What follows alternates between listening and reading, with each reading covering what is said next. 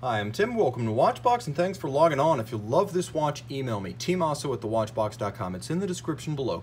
Your purchase and pricing email question line for buying this or any watch you see here on our page, our website, or our social media. Reach out to me directly, tmosso@thewatchbox.com.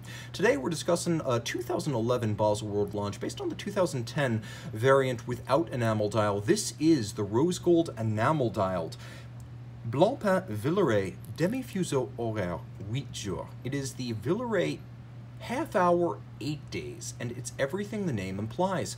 42 millimeters in red gold with enamel dial. The watch is 13.7 millimeters thick by a remarkably narrow 46.1 millimeters lug-to-lug with a broad spacing of 23 millimeters between the lugs. As a result of narrow lug spacing, it wears well on a wrist as small as 14 centimeters in spite of the size. It's low enough to fit underneath a dress cuff and any jacket, and it has a nice broad stance thanks to those 23 millimeter lugs. Now the strap is impressive. It's large, it's thick, and you're getting a lot of leather. Large rectangular scale alligator leather, semi-gloss finish, monotone stitch with a sheer edge showing you the substantial layers of leather used.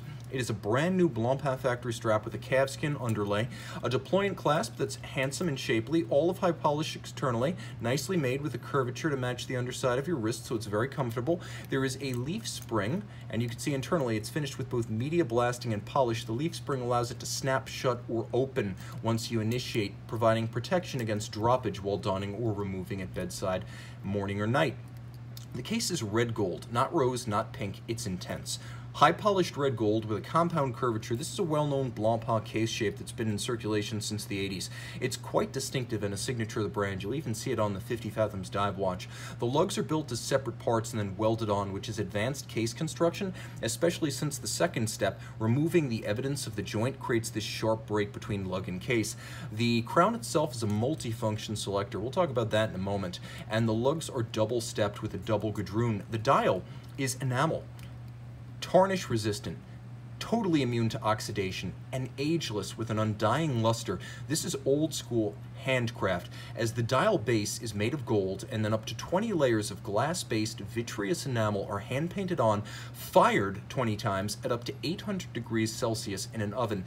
At each step, the dial can explode, it can fracture or chip. Rejection rates are high. These dials are expensive to make and rarely seen. That's why they are so expensive, but this watch is worth it.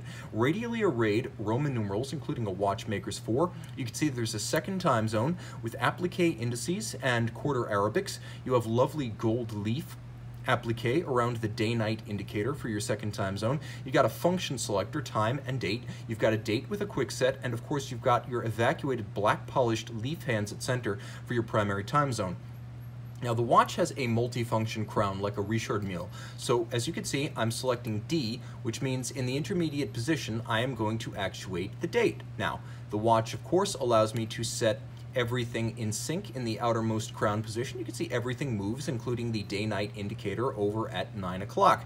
But I've got another mode. This is where the watch lives up to its name. I'm going to jump to time setting mode, and in the intermediate crown position, oops, I went too far.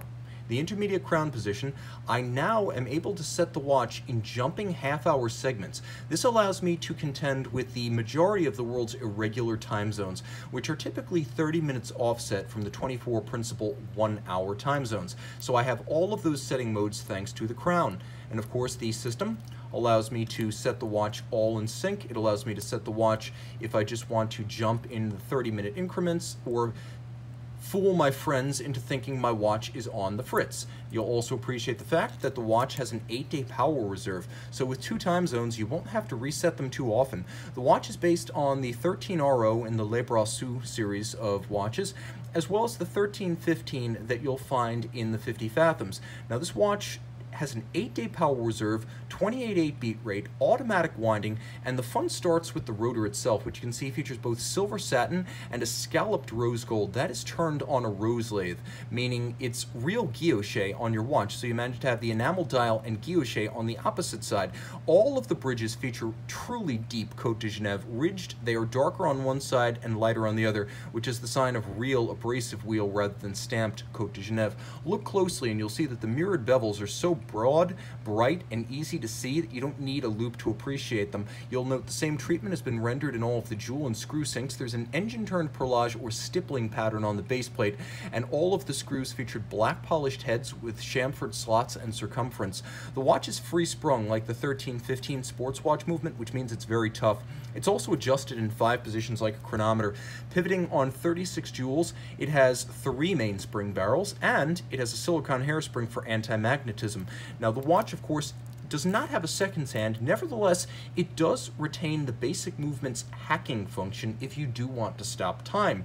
30 meters water resistant, so okay, it's not perfect, but it's darn close. This is a watch that simply does it all. Email tmosso@thewatchbox.com for purchase and pricing details.